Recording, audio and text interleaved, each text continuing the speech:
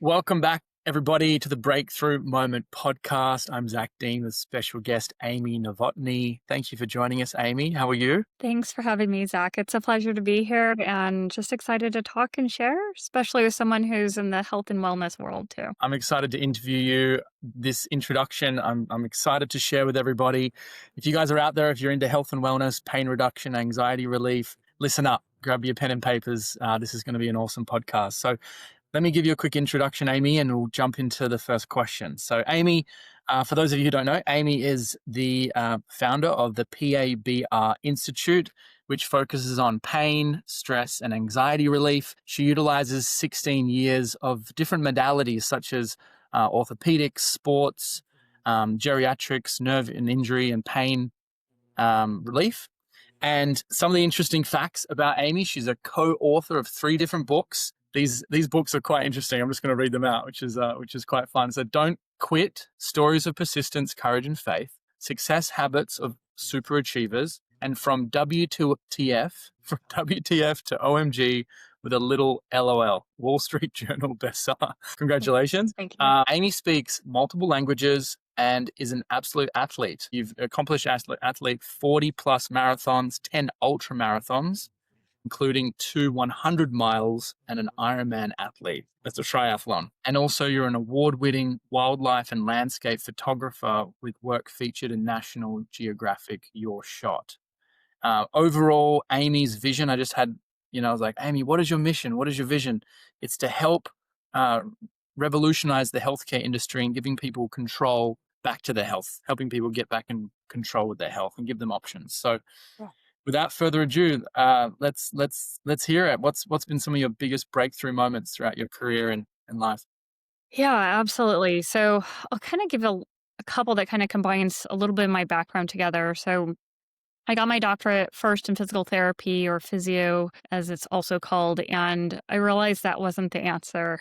And at the time, I was running marathons, and I started shifting into nervous system work. And when I did, I realized I could run pain-free. I stopped stretching, I stopped foam rolling, I stopped scraping, stopped doing all the rehab modalities that I told people that they had to do to keep pain-free.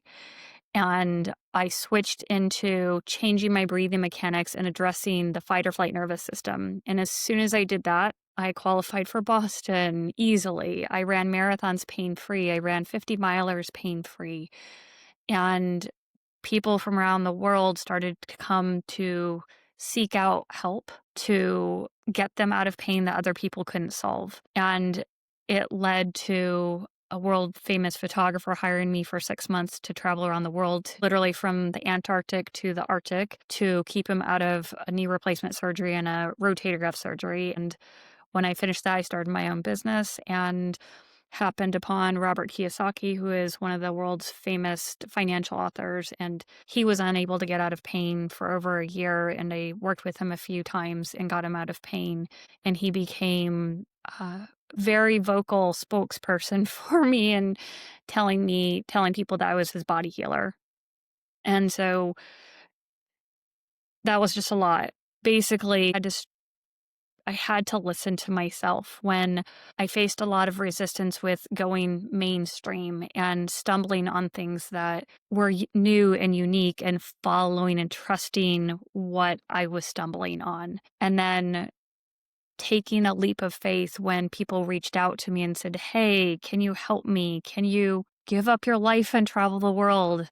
I said yes. And then I happened to get introduced to the real estate world, and I said, I'm going to go pay $12,000 to go on a cruise with a whole bunch of real estate people, and I don't know anything about real estate investing, but I'm going to go. And this was when I started my business, and Robert Kiyosaki happened to be there, and someone said, you should go talk to him. He needs help. And I did. So a lot of it takes guts to think outside the box and do something you don't even think is related to what you are doing for your business. And you take that step forward, and you just never know where it'll lead you, and just say yes. Yeah. Amazing. Yeah. Absolutely. So many questions there. Mhm. And so Mhm. you said originally it came back to the practices you had around breath, regulating your nervous system. That would have been a breakthrough in itself, right? It was. So this is very different than breath work. Okay. Not breath work, because there's a lot of different forms of breath work out there. And it came down to changing the mechanics of how I breathe, not the rhythm, not the timing, but the mechanics. And I was on a treadmill running 8 miles in 55 minutes. I was doing it 3 times a week to train for marathons. And I used to have to scrape. I had all the typical runner's aches and pains, tightness.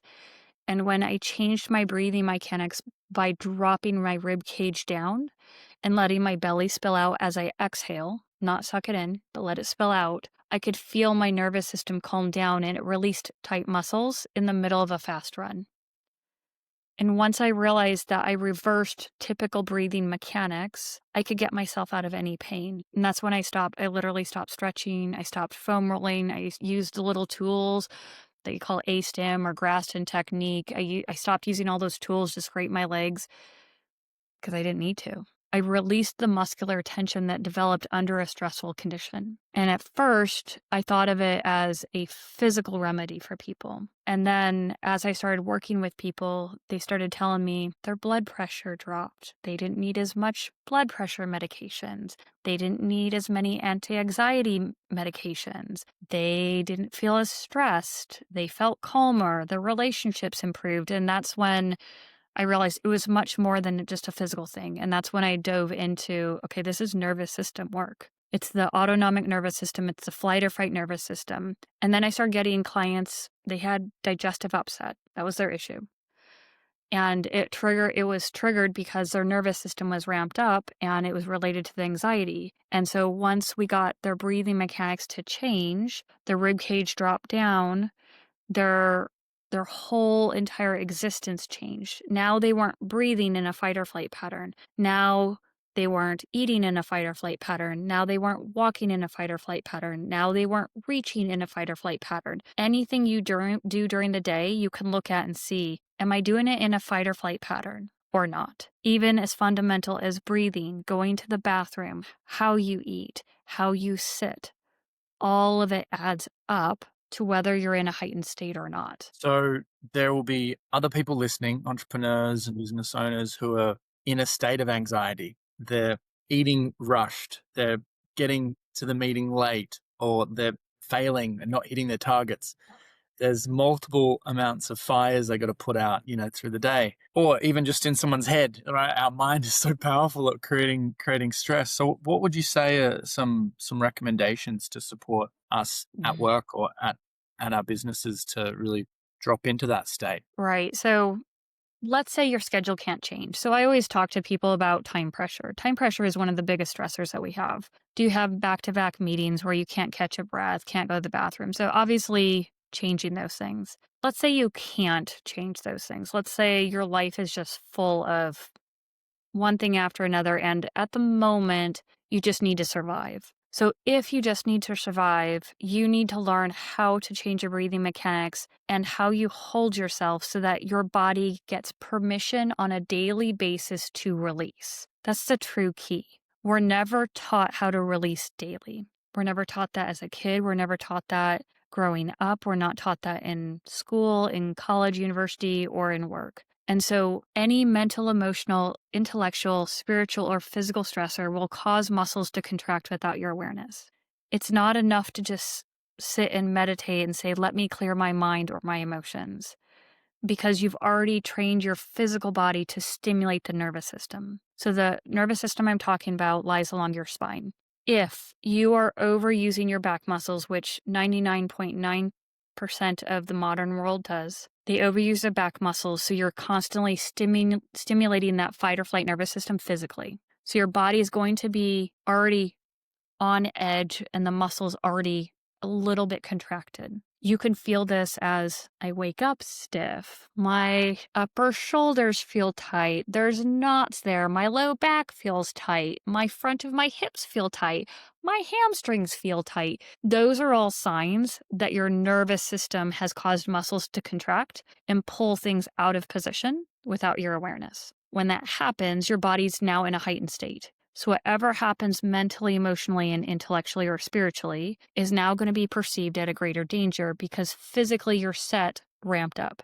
You're already heightened. So the other part of that is your breathing mechanics. If you blow out and your belly sucks in, your breathing mechanics are set in a fight or flight pattern. So physically, you're stimulating the nervous system in your back, plus your breathing mechanics are stimulating your nervous system. So you are now at an elevated state just by existing. Okay. So what you want to learn is how to get your rib cage to drop down, and when you exhale, the belly spills out. Sounds very simplistic. It takes people weeks to learn this. There's a whole process that I go through. When you learn how to change your exhalation, then you can start to begin to learn how to inhale differently, so that when you inhale, your rib cage stays down so that you do not use your back to stimulate the nervous system, which ramps you up even more. So it gets complicated and there's a whole process to it. But one of the biggest things is when you're sitting, and everyone can do this, sit in a chair, sit all the way back. If you can, and if you don't have pain, get rid of the lumbar support pillow. Let your low back and upper back touch the whole full back of the chair. Let your tailbone tuck under a little bit so it will almost feel like you're slouching, especially if you're an entrepreneur, business owner, and used to sitting on the edge of your chair and using sitting as an exercise because you have to get in 5 more minutes of exercise. This will feel very counterintuitive. And I say this jokingly because I work mostly with entrepreneurs and business owners, and they all fight me on this. And then when they do it, they're like, why didn't I just do this from the beginning? It feels so much better. So you want to sit back, have your feet flat on the ground, or put them on some books. You need the height of your knee at the level of the hip crease in front or higher. Most people, unless you're 6'4" or taller, chairs are typically too tall for you. And so you need something under your feet. It's a rare time when I find someone who doesn't need something under their feet, because most chairs won't lower enough to get the knees at the level of the hip crease or higher. You can feel immediately what happens to your low back when you actually have your knees in an appropriate position. It allows your low back to relax. So now you're in a position of relaxation. The other way, you were not in a position of relaxation. So even if I told you to breathe differently, your body couldn't really relax because you were stimulating the nervous system along your spine. So your breathing mechanics wouldn't match up with the position. That's why I say this is very different from breath work. A lot of breath work works on rhythm, but until you fix mechanically how you're positioned and how you use your rib cage and diaphragm, you can't get the ultimate relaxation you're going for. And that's how you get rid of stress, anxiety, and chronic pain. So when you're in this position I just described, then work on blowing out through your mouth and feeling your belly spill out. It's harder than it seems. I make it sound somewhat simplistic. Just go ahead and do it, but it's harder than it seems. As we talk, let me sit back up. Uh-huh. Yeah, it's definitely relaxing. It's definitely, to be in business, on calls, in meetings, you need to be on, right? So it's like sit up, shoulders back, energy, have your coffee, and just power through, sometimes skipping meals or, like going through life and juggling all the things. So it's very counterintuitive. I can see why it's quite challenging for people to get into that state. It is, and I'll just make one comment with that, especially when it comes to entrepreneurs. You want your executive functions at the highest level. Guess what? The more relaxed you are, the more creative you are, the more analytical you are, the more focused you can be. So it just takes a little bit of mind shift change and going through the process, and you realize how much more productive you really are. So Amy, it looks like you've juggled yourself with entrepreneurship, with your own skill set, and your craft. How do you juggle, which I'm sure you've got a busy practice, and I see you on many other podcasts. Like, how do you juggle setting up your day for success? I know that the morning routine is such a great way to make sure that we have a powerful day, an effective day. And then are there any tips that you recommend on how to wind down and really get that good quality sleep? Because both are so important, right? Do you have any tips Right. for us? Yeah, absolutely. So I typically start my day with a little bit of journaling, and I sit up in bed and I bring my knees to my chest. And so the reason I'm doing that is I'm leaning back. I have a pillow between my butt and the back of the bed so that I'm fully supported, and I'm supported in a curled up position. So one, that helps release tension from sleep. Sometimes our body develops tension overnight because we don't fully release from the day before. So I do that for a few minutes. It also helps your bowels release, so you don't have to have coffee to release your bowels, but it helps things move along in your body because the more that you are calm, the better your digestive tract works. And so it's better not to have a stimulant cause the digestive tract to work. It's better to get your nervous system where it needs to be to have that happen. Then, ideally, getting outside as quickly as possible, whether you go for a walk or run, is ideal. And then some people choose to do breakfast. I don't.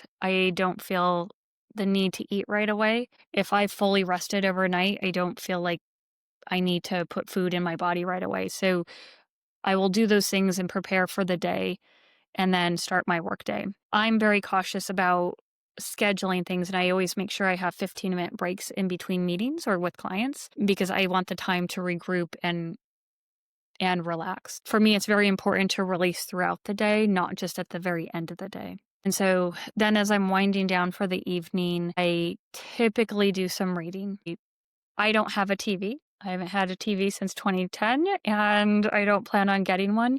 So I don't use time to watch shows. I use time to read and learn and get my mind in the right set mind frame. And then before bed, I also have something next to the bed that if I need to purge my brain, I do that. So that way I'm not thinking, okay, I need to remember this for the next day. I try to get rid of stuff so that my mind doesn't have to ruminate on it overnight. I would rather purge it and then say, okay, done with that. And that really helps. So again, and then at night, I do some breathing. I make sure that I can feel my breastbone sinking in to make sure that I fully release the tension from whatever stress triggers I've had during the day. So important to have a routine, right? And it's these little changes that really add up and make the difference. And so I've never heard that knees up and supporting the back and waking the body up and things like this. This is awesome. Wow. One of the biggest challenges I hear at the moment, especially for women, is hormone issues. Whether it's around fertility, whether it's around like their skin problems or digestion or autoimmune. Is that something that you talk about? Is that linked in with anxiety? Like, what are the similarities between what you do and our hormones?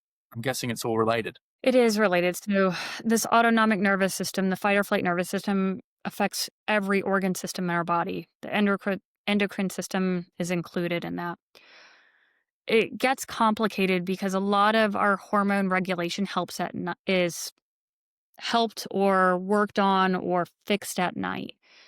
Most people who have issues with hormones or even fertility, they're not getting enough restful sleep, or they're taking a sleep aid to help them get sleep, but it's not truly restful. The problem is our nervous system calms down the best when we're in deep sleep, which happens more before midnight. So ideally, you want to get a full 90-minute sleep cycle before midnight. So that means at minimum going to bed at 10 o'clock so that hopefully you can fall asleep by 10:30 so that you can have a sleep cycle where deep sleep is more dominant. So your body has at least one sleep cycle where you can shift from a sympathetic mode to a parasympathetic mode. Most people don't do that. It's especially if you're an entrepreneur, especially if you have a family, especially if you travel or have a busy life, if you're crossing time zones, that's not a high priority. So because that's not a high priority, then we have the problem of your nervous system is going to affect your hormones, which will also come into play with digestion. Our hormones are very dependent on fat intake. If you're reducing or limiting yourself from any fat, and I'm even talking about healthy fat, avocado, nuts, whatever you want, that's going to affect your ability to regulate your hormones and produce hormones. So, and then digestion, the interplay with that with the nervous system is big too. Your digestive tract needs you to be in a parasympathetic state in order to push food down through the tract and to help with nutrient absorption. So if you're in a fight or flight state, that process isn't going to be as done effectively, especially if you're sucking your gut up and in. When you're sucking your gut up and in, you're decreasing space for your digestive tract to work. You're putting yourself into a fight or flight mode, so you're going to get less nutrient absorption. You won't feel as satiated, and so a lot of people overeat that way, and that creates a whole another set of problems that people don't like to deal with as well. Maybe, I'm trying to get into my favorite pair of jeans. I want to look sexy in my bikini. Mhm. If when I eat fat, I get bloated. I can't eat fat all the time. It makes me bloated. Mhm. Um, what am I doing wrong? What if someone says that? Yeah, they say that. So I look at how are they eating it? So you don't need a ton of fat. You just need a little bit of fat. And how are you eating? When someone tells me they're bloated, usually they're eating too much too fast and they're not chewing well enough. And so your body needs the chewing process to develop amylase in your mouth in order for food to get digested. When you chew and swallow much faster than is necessary, you don't break down stuff enough. And so it basically just goes through and doesn't get absorbed the way it should be. The other thing is when you're sucking your gut in, you're also preventing nutrient absorption. So when that happens and things don't get digested, you're going to get more bloating. And you're also going to eat more than you should, so you're going to get more bloating. So looking at how you eat is going to be important, as well as nervous system regulation, because that's going to affect how you look in the bikini, how you fit in the jeans, how you feel. Everyone should be passing gas at a little bit a day, but you shouldn't be having gas pains and bloating. It's a sign that how you're eating needs to be looked at, as well as how your nervous system is working with that. This is interesting. I want to switch over to men for a moment. Sure. There's apparently a massive drop culturally or globally for men with their testosterone. Hmm. And there's different theories. Have you heard about this before? I have heard of it. Yep. Hmm. Yeah. What is your hypothesis, or what do you think it is? What I've seen a lot of is there's a lot of stimulants that we use. So, a lot of stimulants, energy drinks, many chemicals we put in our body is going to affect hormonal production. Um, that's a big thing. All the chemicals that are in the environment as well, that's going to be a big thing. You can go down the rabbit hole. You can look at EMF. You can look at mold. You can look at so many things, but most men don't get enough sleep. Again, hormonal regulation happens at night. A lot of men like to focus on a heavy protein diet, very little fat diet. Your hormones need fat to develop. So it's very similar to women. The hormonal system, your endocrine system, needs a good amount of sleep. It needs the right food to feed it, but it also needs us to remove the chemicals that make it hard for the endocrine system to work. Because if your body's fighting off toxicity, why in the world would it spend energy in reproduction? Because your body's already under attack. It's just, yeah, the world we live in. Hey, first world problems. We Yep. live in the most supposedly advanced time and living longer than ever before. But is the quality there? And it's this Mhm. conversation around hormones. It's for both men and women. That's Yeah, obviously a massive, massive issue. it is. Um, It's not but simple. yeah, no, no. Incredible. So one of my favorite questions, I've got a Mhm. few left, Sure. is if you could challenge the audience to do a new habit this week or this month or this year, Mhm. is it around breath? Is it around pain? Is it around the nervous system? Is it around nutrition? Like, what would be a challenge that you'd love everyone to take home and really implement into their life? I say a little phrase, ribs down, belly out.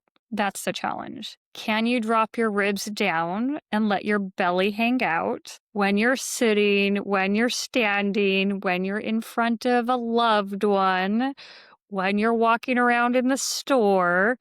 Can you let yourself get rid of the vanity for a second so that you can learn to exhale so that your body can learn to release and let go of at least a tiny bit of tension that's developed from a stress trigger? I say try to do it 3 times a day. It just for 10 seconds. Just do it for 10 seconds. Then go back to sucking it in. Just try it out, and most people within a week or two of just trying it out for a few seconds, a couple times a day, they start to get why I say that. They start to pause and think, huh, what if I did this more often? Maybe I might actually feel better more often. Okay, so I might have to change my diet a little bit and not eat the junk food so my belly doesn't stick out quite as far. But what if I just feel better? Not a bad thing. So down, belly out. Yep. Ribs Yeah. down, belly out. Yep. Which is the opposite of ribs up and belly in. Yep. Yeah. We're going completely against that. And just do it once a day. Is that what you're saying? Once or twice a day for a few seconds. I want to get rid of this whole idea of suck your gut in, pull your shoulders back, stand up tall. We're not a pencil. We're not an hourglass. We are humans that are supposed to have natural curves in our spine. If you have a toddler around you, go look at your toddler. Guess what? Their belly is out. They have not learned to suck their gut up and in. They have no bowel issues, typically. Sometimes there's constipation issues related to food, but they usually don't have any bowel issues. They don't have any stiffness. They don't have any pain if there's no trauma in their life. They're roly-poly. They can do whatever they want. Their belly is out. And guess what? Their breathing mechanics are typically normalized because they haven't learned to suck their gut up and in. And they let things go. They get mad about something and then 2 seconds later they let go. Of course, they don't have the emotional regulation and there's a lot of stuff with it, but they don't hold on to things. Go watch one. Be like our inner baby again and just let it out. That Yeah. sounds fantastic. I'm going to definitely do that. Mhm. I have one of my next questions is around the predictions of, we have AI, we have technology, how is that changing the landscape of, the future of this industry? But before we do that, I'd love just for you to share with everyone, how can they get in touch with you? How can they connect after this?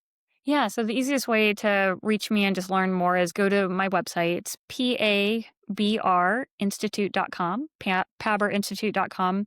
You can reach out to me. I do free consultations. There's a lot of resources on that website just to give your brain something to reflect and think about. Awesome. I'll have your links around this video for everyone who is going to get in touch with you. If you're out there, if you've got pain, if you're stressed, if you're anxious, and you really thought some of the value today was worthwhile, get in touch with Dr. Amy. So yeah, where do you think the future's going? We've got AI, we've got, amazing advances in technology. Do you see it as quite optimistic for the future or pessimistic with what's going on? Obviously, there's some scary aspects to it, but I think we're going to get smarter in how we use AI. I think right now it's almost a free for all. People are trying it, people are using it to get higher rankings for better SEO, to capture more people, but people are getting aware and smarter of when someone uses AI. You can tell typically very quickly if something has been written by someone themselves or if they've used AI. And I will say I've tested out on myself in terms of seeing if what AI knows about health. They are wrong a lot of times. I've tested it in several different arenas because I know quite a few people are using AI to help them make health decisions. They'll go to ChatGPT and put in, I have this, this, and this, and it'll spew out, you could have this, this, and this. There have been many times where it's wrong. So this is still very new. I caution people, it might give you good ideas, but don't take it as 100% accurate. I've caught it in so many wrong issues and wrong information that I haven't used it a lot lately because of that. Like I just don't trust that it can provide accurate information. Now, if I want to use it, I could say, "Can you find me this resource to help me make a decision?" And maybe it will provide some type of scientific study or some kind of evidence that will help me make a decision, and it can do it faster than me going out there and Googling or going to some kind of journal and trying to find it. So in that sense, it can be useful, but I just caution people. It can give good ideas, but if you're using it to make a judgment decision on your health or what decision to make, just do it with a grain of salt. Absolutely. Yeah. Interesting. Yeah. It's tricky, It's really tricky to know what's real and what's not these days. Even these videos of like AI and people looking like, oh my gosh, it's Wow. wild. It's wild. Well, this has been an insightful conversation. I'm definitely way more aware now to really drop into my my inner baby and hang my belly out, my ribs down. Yeah. And I hope everyone at home will do the same. But yeah, any final message, any final comments for us at home? Yeah, so think about what I said. It takes time to implement it. It's a long process. There's a lot that goes into it. Even if you just start thinking about it and just becoming aware of how you're moving, become aware of how much you use your back. When you reach, do you feel your shoulder blade move or do you feel your back try to hold your body rigid like a board and you bend over? Simple things like that. When you walk, do you feel your back walking? Do you feel your back sore or being used? You should be feeling your thighs. So just if you take nothing else out of this, just become more aware of what you feel in your body as you go through your day. That alone will help you determine how you're using your body and your nervous system, and it will give you a lot of good information that you can decide to act on or not. Amy, if you're wanting some support with stress, pain, anxiety, and if you want any photo tips too, I'm really curious now. How can I find that photo that you took? That was what did it win? So it was the top National Geographic top photo of the day in the world. So my website is amysimpressions.com, and it's one of the photos under the Mongolia set of photos, and it's a little boy kissing an eagle. I went and visited Mongolia and photographed the Golden Eagle Festival.